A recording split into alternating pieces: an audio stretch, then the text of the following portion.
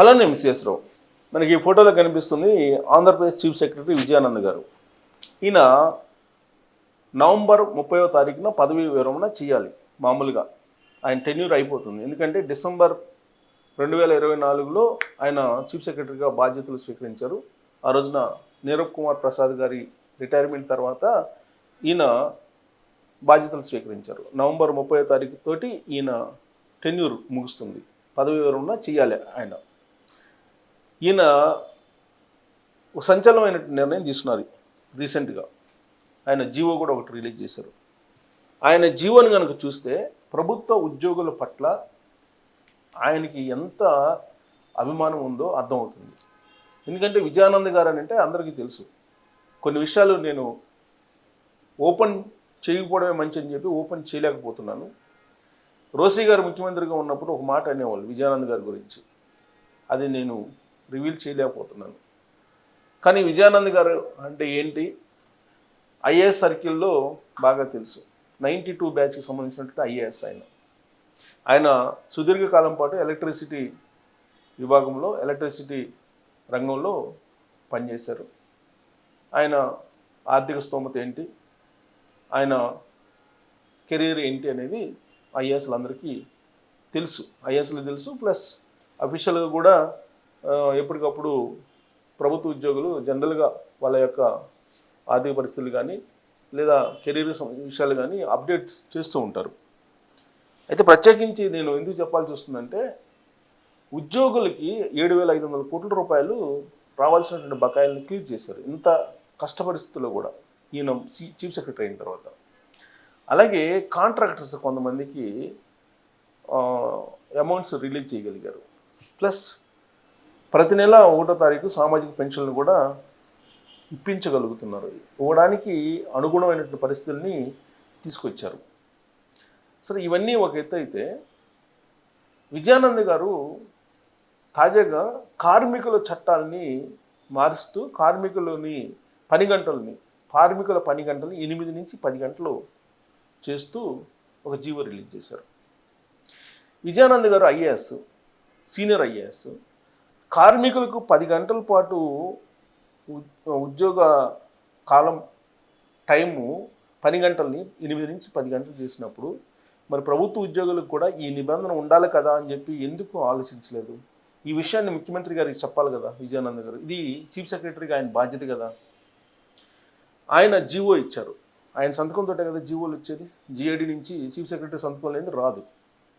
మరి కనీసం ఆ జీవో ఇచ్చేటప్పుడైనా ప్రైవేటు ఉద్యోగులకి మనం ఈ పని గంటలని 8 నుంచి 10 గంటలు చేస్తున్నాం కదా, మరి ప్రభుత్వ ఉద్యోగులకి ఎందుకు పెంచట్లేదని చెప్పి అడుగుతారు కదా. ఇది మనం సీఎం గారికి చెప్పాలి కదా, గుర్తు చేయాలి కదా అని ఆయన ఆలోచించాలి కదా. ప్లస్ ఆయన ప్రభుత్వ ఉద్యోగులకి హెడ్. ఎగ్జిక్యూటివ్ సిస్టమ్ అంతా కూడా ఆయనే హెడ్, ఆయన ఆధ్వర్యంలో నడుస్తుంటుంది. సీఎం అలాగే చీఫ్ సెక్రటరీ ఇద్దరు ప్యారలల్గా ఉంటారు. చీఫ్ సెక్రటరీ ఇచ్చేటువంటి గైడెన్స్, చీఫ్ సెక్రటరీ ఇచ్చే సలహాలు పాలకులు ఎవరైనా తీసుకుంటారు, ఆలోచిస్తారు. చట్టం, రాజ్యాంగం ఏం చెప్తుంది, అలాగే ప్రజలకు సేవ ఎలా చేయాలి, ఏ ప్రజలకి సేవ ఎక్కువ చేయాలి, అణగారిన వర్గాలకు ఏ విధంగా చేయాలి, కార్మిక వర్గాలకు ఏ విధంగా చేయాలి, రైతాంగానికి ఏ విధంగా చేయాలి, వీటన్నిటినీ చట్ట రూపంలో, జీవోల రూపంలో తీసుకొచ్చేది విజయానంద్ గారు. ప్రభుత్వ యంత్రాంగం, పాలకులు కొన్ని సూచనలు సలహాలు చెప్తే దాన్ని ఆన్ పేపర్ తీసుకొచ్చేది వీళ్ళే. మరి తీసుకొచ్చేటప్పుడు ప్రైవేట్ రంగానికి సంబంధించి పని గంటలు పెంచుతున్నప్పుడు మనం ఉద్యోగుల్ని ఎందుకు పని గంటలు పెంచలేకపోతున్నాము అనేది ఒకటి. 2, అవినీతి గ్రాఫ్ ఏ విధంగా ఉంది ఆంధ్రప్రదేశ్లో. అలాగే ఆంధ్రప్రదేశ్లో అవినీతిని తగ్గించడానికి ఏ మార్గాలను ఎంచుకోవాలి, వీటన్నిటి మీద స్టడీ చేయాలి కదా. రీసెంట్గా కేంద్ర మంత్రి గడ్కరీ గారు ఒక నిర్ణయం తీసుకున్నారు. రోడ్లు డ్యామేజ్ అయితే డేర్గా నన్ను తిడుతున్నారు కేంద్ర రోడ్లు రవాణా శాఖ మంత్రి కాబట్టి. అలా కాదు, ఎవరైతే టెండరు పాడుకుంటారో, ఎవరైతే ఆ రోడ్ని వేస్తారో వాళ్ళ పేర్లు నేను డిస్ప్లే చేస్తాను, దానికి క్యూఆర్ కోడ్ పెడతాను. క్యూఆర్ కోడ్ పెట్టి ఆ క్యూఆర్ కోడ్ని కనుక మనం చూస్తే ఆ క్యూఆర్ కోడ్లో మొత్తం వివరాలు ఉంటాయి.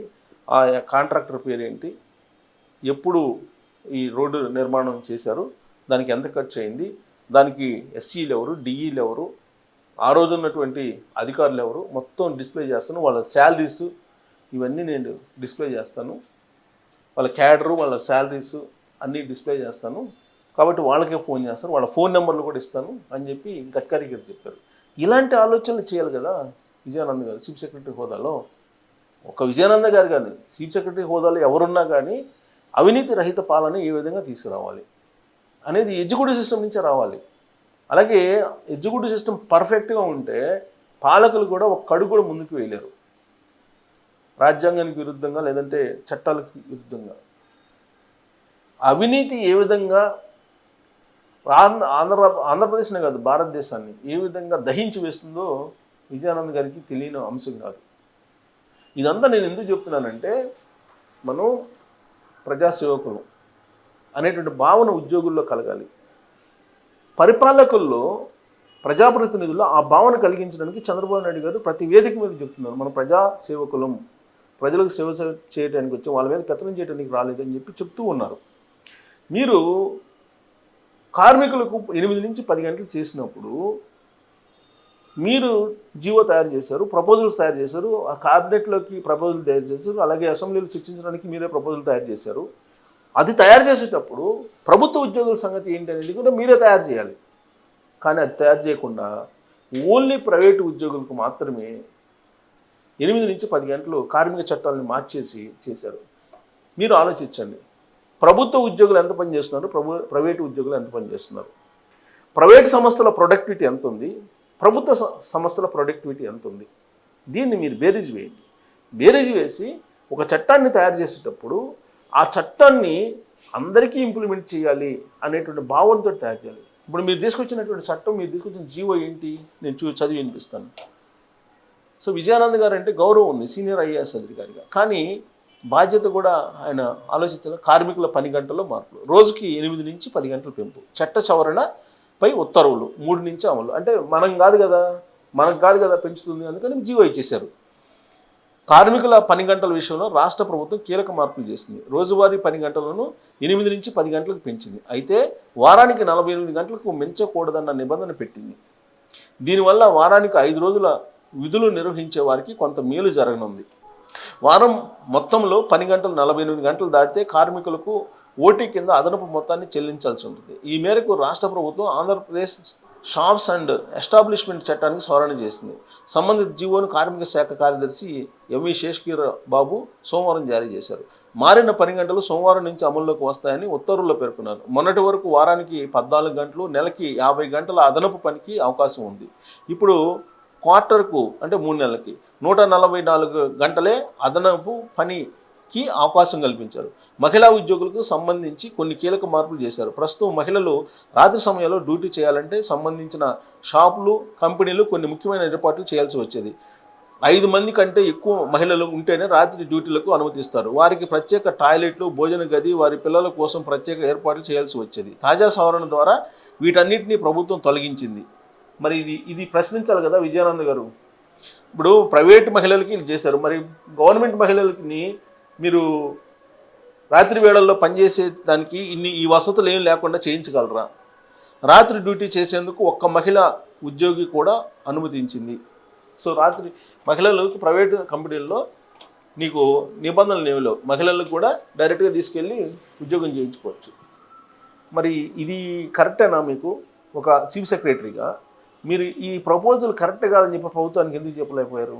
పోనీ ఇది కరెక్ట్ అనుకున్నప్పుడు ప్రభుత్వ ఉద్యోగులు కూడా సేమ్ ఇంప్లిమెంట్ చేయండి అని చెప్పి మీరు ఎందుకు చెప్పలేకపోయారు? అంటే ప్రభుత్వ ఉద్యోగులు వేరు, గవర్నమెంట్ ఉద్యోగులు వేరు, కార్మికులు వేరు, వాళ్ళ చేత ఎన్ని గంటలైనా పని చేయించుకోవచ్చు. కానీ ఆఫీసర్స్, ప్రభుత్వ ఉద్యోగులు మాత్రం వారానికి 5 రోజులు, సచివాలయంలో ఉన్నటువంటి వాళ్ళకి హైదరాబాద్ రావడానికి పోవడానికి ఫ్రీ. ఇవన్నీ రాష్ట్రం విడిపోయి 2024 జూన్ 2వ తారీఖు నాటికి కంప్లీట్గా రెండు రాష్ట్రాల బంధం దిగిపోయింది. ఇంకా ఉమ్మడి చట్టం ప్రకారం మీకు ఫ్రీ ఎందుకు ఇవ్వాలి? ఫ్రీగా ఎందుకు తీసుకుంటున్నారు? హెచ్ఆర్ఏ ఎందుకు ఎక్స్ట్రా తీసుకుంటున్నారు? మీరు బకాయిల్ని ఇచ్చేస్తున్నారు కదా, దానికి ఏం అంటలేదు కదా. బకాయిల వరకు ఇవ్వండి, కానీ ఇంత వేరియేషన్ మీరు చేస్తున్నారని అంటే మీరు ఆలోచించాలి. సమాజాన్ని ఒక యూనిట్గా ఉంచాల్సినటువంటి బాధ్యత పాలకుల మీద ఎంత ఉందో ఎడ్యుకేషన్ సిస్టమ్ మీద కూడా అంతే ఉంది. లెజిస్లేషన్ మీద ఎంత ఉందో ఎడ్యుకేషన్ సిస్టమ్ మీద కూడా అంతే ఉంది. సో కాబట్టి ఇప్పటికైనా ఈ చట్టాన్ని ప్రభుత్వ ఉద్యోగులకు కూడా ఇంప్లిమెంట్ చేసేలాగా ఆలోచించి ఈ ప్రతిపాదనని ప్రభుత్వం దృష్టికి తీసుకెళ్తారని చెప్పేసి భావిస్తున్నాం. సో కాబట్టి ఇది ఎంతవరకు కరెక్ట్ అనేది చీఫ్ సెక్రటరీ గారు ఆలోచించాలి. సో దీని మీద మీ కామెంట్ ఏంటని తెలియజేయచ్చు. Thank you.